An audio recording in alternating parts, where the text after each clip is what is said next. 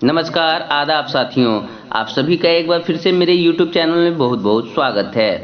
आज के इस वीडियो में शिक्षा विभाग से संबंधित आज की महत्वपूर्ण खबरों को हम जानेंगे। उससे पहले अगर आपने मेरे चैनल सरकारी स्कूल एक पहल को अभी तक सब्सक्राइब नहीं किया है तो सब्सक्राइब जरूर करें। साथ ही बेल आइकन को दबाना बिल्कुल ना भूलें ताकि आने वाले हर एक वीडियो का आपको नोटिफिकेशन मिल सके। फेसबुक और इंस्टाग्राम के पेज को लाइक करें, ट्विटर पर हमें फॉलो करें। तो चलिए आज के दिन भर के शिक्षा विभाग के मुख्य समाचार को हम जानते हैं। चयनित शिक्षक अभ्यर्थियों को दोबारा नहीं मिलेगा मौका। शिक्षा विभाग ने साफ कर दिया है कि शिक्षक नियोजन में एक बार चयनित अभ्यर्थियों को दोबारा मौका नहीं दिया जाएगा।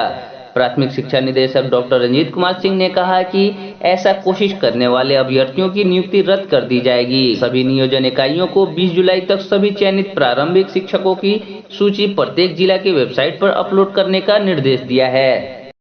उन्होंने कहा है कि जिन नियोजन इकाई पंचायत द्वारा आरक्षण नीति को अपनाया नहीं, जांचोपरांत कार्रवाई की जाएगी। वहीं टीईटी लैंग्वेज पर सोमवार को निर्णय होने के आसार हैं।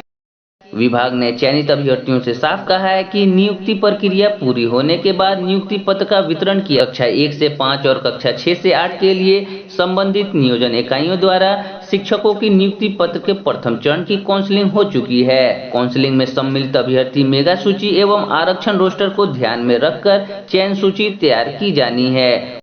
उन्होंने कहा कि नियोजन इकाई की कार्रवाई को पारदर्शी बनाने के उद्देश्य से यह आवश्यक है कि नियोजन इकाईवार चयनित अभ्यर्थियों की शीघ्र सार्वजनिक किया जाए।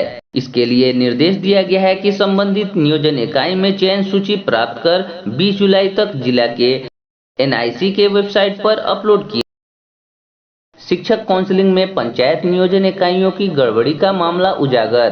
पंचायत नियोजन इकाइयों द्वारा अनियमितता बरते जाने की लगातार शिकायतें मिल रही हैं। अलग अलग माध्यमों से लोग अपनी शिकायतें दर्ज करा रहे हैं और इस आलोक में अलग अलग जांच का आदेश भी दिया जा रहा है। जिला शिक्षा पदाधिकारी के यहां अपने स्तर से अधिकारियों से जाँच करा रहे हैं। वहीं जिला पदाधिकारी ने जिला स्तरीय अधिकारियों को जाँच का जिम्मा सौंपा है। इधर दूसरी ओर नियोजित शिक्षकों के सर्टिफिकेट अभी तक NIC में अपडेट नहीं होने से गड़बड़ी की शिकायत पर मुहर लगती दिख रही है। निर्धारित समय बीत जाने के बाद भी अपलोड नहीं होना निश्चित तौर पर शक पैदा कर रहा है। नियम अनुसार 20 जुलाई तक हर हाल अब 2 दिन शेष बचे हैं, लेकिन अभी बहुत सारे अभ्यर्थियों का सर्टिफिकेट एक सप्ताह पूर्व 109 पंचायत नियोजन इकाइयों में पहली से 5वीं कक्षा तक के शिक्षकों की काउंसलिंग हुई। इस दौरान 438 पदों के लिए लोग काउंसलिंग कराने आए थे, लेकिन 117 पद खाली रह गया था। काउंसलिंग के हफ्ते भर बाद भी चयनित सूची सार्वजनिक नहीं हो सकी है। कई लोगों द्वारा शिकायतें मिल रही हैं। लोगों का आरोप है कि अधिक नंबर रहने के बावजूद उनका नियोजन नहीं हुआ है। कुछ एक स्थानों से नियोजन रजिस्टर बदलने जाने का भी मामले सामने आया है। शिक्षकों को मिलेगी लाइव ट्रेनिंग। स्कूलों के प्रधानाध्यापकों एवं शिक्षकों को फिट इंडिया के तहत लाइव ट्रेनिंग मिलेगी। यह ट्रेनिंग YouTube लाइव के माध्यम से 20 जुलाई के पूर्वाह्न 10 बजे संजीव झा देंगे। श्री झा खेलो इंडिया के बिहार झारखंड के मास्टर ट्रेनर हैं। सभी जिलों के स्कूलों के प्रधानाध्यापक, शारीरिक शिक्षक एवं नामित शिक्षकों से उस दिन YouTube लाइव ट्रेनिंग प्रोग्राम से जुड़ने को कहा गया है। निजी स्कूलों की परेशानी दूर करें सरकार। Private school and children welfare association के तत्वाधान में क्वालिटी एजुकेशन फॉर ऑल विषय पर सेमिनार का आयोजन किया गया। उद्घाटन पूर्व केंद्रीय मंत्री एवं AICC के जनरल सेक्रेटरी तारिक अनवर ने की। मौके पर तारिक अनवर ने कहा कि देश में निजी विद्यालयों की भूमिका को नकारा नहीं जा सकता है। कोरोना काल में विद्यालय बंद रहने के कारण निजी विद्यालयों की स्थिति खराब हो गई है। शिक्षक भूखमरी के शिकार हैं। केंद्र एवं राज्य सरकार अविलंब इसका सहयोग करें। आज बड़े बड़े संस्थानों में ऊंचे ऊंचे पदों पर कार्यरत अधिकारी, उच्च कोटि के डॉक्टर व इंजीनियर निजी विद्यालयों में ही शिक्षक होकर आते हैं। आप किसी भी वर्ग के व्यक्ति से पूछेंगे कि आपके बच्चे कहाँ पढ़ रहे हैं तो वे बड़े गर्व से किसी प्रतिष्ठित निजी विद्यालय का नाम ही लेंगे। उन्होंने कहा कि कोरोना काल में निजी विद्यालय अपने छात्रों को ऑनलाइन माध्यम से घर बैठे शिक्षा प्रदान करा रहा है। कोरोना काल में पिछले 16 महीने से विद्यालय बंद होने की वजह से करोड़ों शिक्षकों की आर्थिक स्थिति खराब हो गई है। केंद्र व राज्य सरकार को ऐसे शिक्षकों को अविलंब मासिक वेतन एवं परिवार चलाने के लिए राशन उपलब्ध कराना चाहिए। ऐसा नहीं करने पर लाखों शिक्षकों को भूखमरी से जान गंवानी पड़ सकती है।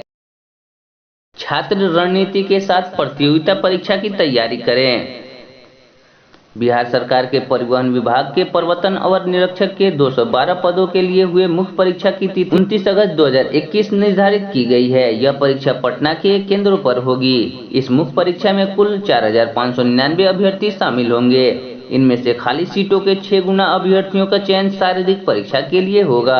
प्रतियोगिता परीक्षा के विशेषज्ञ डॉक्टर एम गुरु रहमान ने टिप्स देते हुए बताया कि परीक्षा के लिए बहुत कम समय बचा है, तो अभ्यर्थियों को चाहिए एक अच्छी रणनीति के तहत जी तोड़ मेहनत करें और सफलता प्राप्त करें। उन्होंने बताया कि मुख्य परीक्षा में 2 पत्र होते हैं। प्रथम पत्र सामान्य हिंदी के होते हैं। इनमें कुल 100 अंकों के प्रश्न होंगे और प्रत्येक सही प्रश्न के लिए 2 अंक और प्रत्येक गलत अंक के लिए 0.2 अंक काट लिए जाएंगे।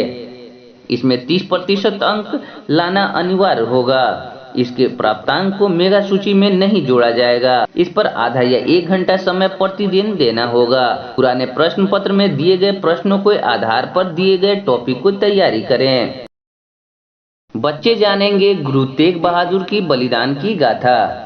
केंद्र की पहल पर 6ठी से 12वीं के बच्चे करेंगे सृजनात्मक लेखन।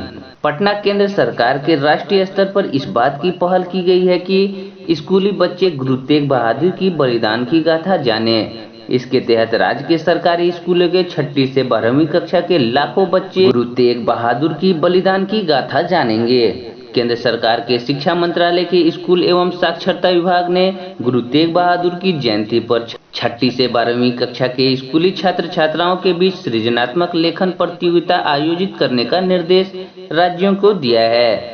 इसके तहत राज्य में 6ठी से 12वीं कक्षा के छात्र छात्राओं के 4 स्तर की सृजनात्मक लेखन प्रतियोगिता के तय 6 विषय गुरु तेग बहादुर का जीवन तथा ऐतिहासिक परिप्रेक्ष्य, वर्तमान समय में गुरु तेग बहादुर के विचारों की प्रासंगिकता, वीरता एवं साहस की मिसाल गुरु तेग बहादुर, सामाजिक जनचेतना के प्रतीक गुरु तेग बहादुर, बलिदानी महापुरुष गुरु तेग बहादुर और गुरु तेग बहादुर के जीवन और कार्यों से सीख। राज्य में 4 स्तर पर होने वाली सृजनात्मक लेखन प्रतियोगिता की पहले स्तर की प्रतियोगिता विद्यालय स्तर पर 31 अगस्त तक आयोजित होगी। विद्यालय स्तर के बाद प्रखंड, जिला एवं राज्य स्तर पर ऑनलाइन ऑफलाइन सृजनात्मक लेखन प्रतियोगिता होगी। 25 जुलाई तक कराएं रजिस्ट्रेशन। बिहार विद्यालय परीक्षा समिति ने मैट्रिक परीक्षा 2022 में शामिल होने वाले स्टूडेंट के लिए रजिस्ट्रेशन का एक और मौका दे दिया है। मैट्रिक परीक्षा 2022 में शामिल होने वाले स्टूडेंट अब विलंब शुल्क के साथ 25 जुलाई तक रजिस्ट्रेशन करा सकते हैं। बोर्ड ने कहा कि इससे पहले 9 से 15 जुलाई तक रजिस्ट्रेशन फॉर्म भरने का अंतिम तिथि थी। इसके बाद सूचनाएं आ रही हैं कि कई स्टूडेंट अब भी रजिस्ट्रेशन से वंचित हैं। रजिस्ट्रेशन से वंचित स्टूडेंट अब विलंब शुल्क के साथ 25 जुलाई तक करवा सकते हैं। रजिस्ट्रेशन के लिए यह अंतिम मौका होगा। अगर इस दौरान भी स्टूडेंट रजिस्ट्रेशन से वंचित रह जाते हैं तो स्टूडेंट के साथ साथ उनके अभिभावक, स्कूल के प्राचार्य पूर्ण रूप से जिम्मेदार होंगे। बोर्ड ने कहा कि पहले से रजिस्ट्रेशन फॉर्म भरने वाले स्टूडेंट को भी किसी कारणवश निर्धारित शुल्क अभी तक जमा नहीं कर पाए हैं तो 25 जुलाई तक संबंधित विद्यालय के प्रधान द्वारा ऐसे स्टूडेंट का बकाया शुल्क भी ऑनलाइन जमा किया जाएगा। मान्यता प्राप्त विद्यालय के प्रधान द्वारा ही वैध स्टूडेंट का रजिस्ट्रेशन भरा जाएगा एवं शुल्क जमा किया जाएगा। जिन विद्यालयों की मान्यता रद्द या वापस ले ली गई है वैसे विद्यालयों से रजिस्ट्रेशन की अनुमति नहीं होगी। सरकारी कर्मचारियों के डीए के साथ एचआरए में भी वृद्धि हो। प्रारंभिक शिक्षक संघ जिला इकाई मधुबनी के जिला अध्यक्ष मशकूर आलम ने कहा कि वित्त विभाग भारत सरकार द्वारा जारी अधिसूचना के मुताबिक 7वें पे लागू होने के बाद जब महंगाई भत्ता 25% से ऊपर हो जाता है तो कर्मियों का आवास भत्ता एचआरए के पुनरीक्षित होगा, जो सभी ग्रेड पर 1% वृद्धि होकर क्रमशः 27%, 18% और 9% हो जाएगा। पुनः डीए जब 50% हो जाएगा तो फिर 1% की वृद्धि के साथ एचआरए क्रमशः 30%, 20% और 10% हो जाएगा। अब चूंकि डीए 28% हो गया है तो सभी कर्मियों को एचआरए में भी 1% वृद्धि होना चाहिए। अब राज्य कर्मियों के संघ से बिहार सरकार से समझौता है कि केंद्रीय वेतन आयोग का दिशा निर्देश एवं वेतन संरचना हूबहू राज्य कर्मियों पर लागू होगा।